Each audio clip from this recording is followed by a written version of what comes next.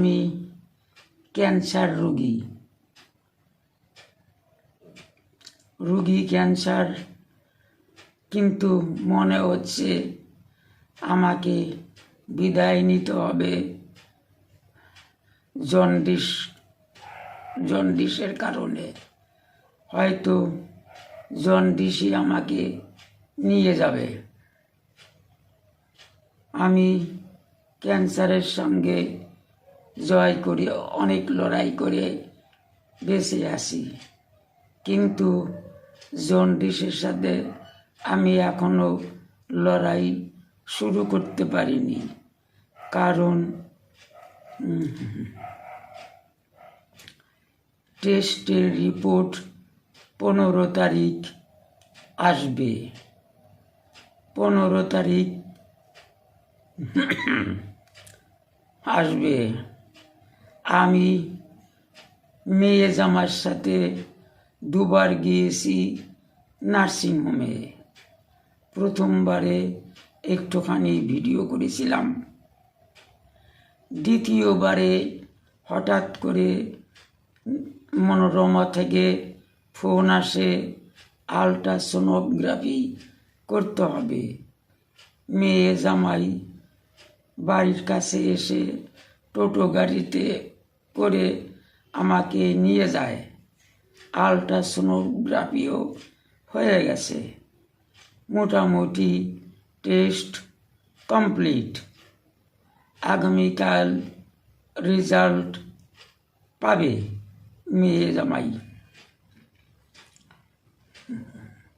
17 তারিখ রবিবার আমার নিজস্ব ডাক্তার ইউরোলজিস্ট, যার সঙ্গে মনে হয় 3 তারিখে অ্যাপয়েন্টমেন্ট ছিল, কিন্তু তার আগেই আমি হসপিটালে অ্যাডমিট হয়ে যাই। আগামী 17 তারিখ রবিবার পুনরায় যাচ্ছি ডাক্তারের কাছে, ইউরোলজিস্টের রিপোর্ট পাওয়ার পরেই যতদূর ধারণা আমার ট্রিটমেন্ট পুরোপুরি শুরু হবে। আমার পেটের জল বের করার জন্য যদি পেট ফুটো করে বের করে, আমি সহ্য করতে পারবো না। কারণ এর আগে বহুদিন আগে কলকাতা নার্সিংহোমে কলকাতা চিত্তরঞ্জন হসপিটালে করেছিল। প্রচণ্ড যন্ত্রণা, অজ্ঞান করিনি। এবার আমি যদি পেট ফুটো করতে চাই, আমি মেয়েকে বলবো যে অজ্ঞান করে পেট ফুটো করে জল বের করুক, তা না হলে আমি সহ্য করতে পারবো না।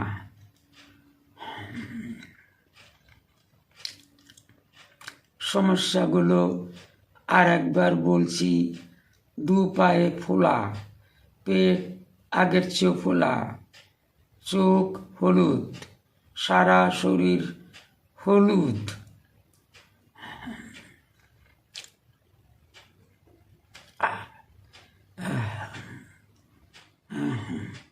আমি তোমাদের আজকে যে ভিডিওটা দিচ্ছি, এটা 2-3 দিনের ভিডিও।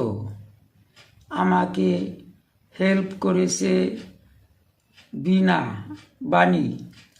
বাণী সব ভিডিও করেছে, আমি ভিডিও করিনি, ভিডিওটা ও করেছে, তাই তোমাদের সঙ্গে একটু শেয়ার করতে পারবো।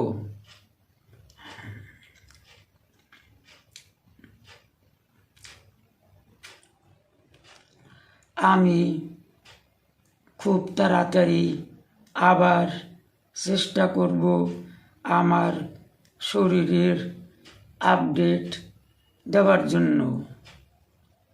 আমি আর বেশিক্ষণ কথা বলছি না। আমি আজকের মতন এখানেই শেষ করছি। তোমরা সবাই ভালো থাকবে।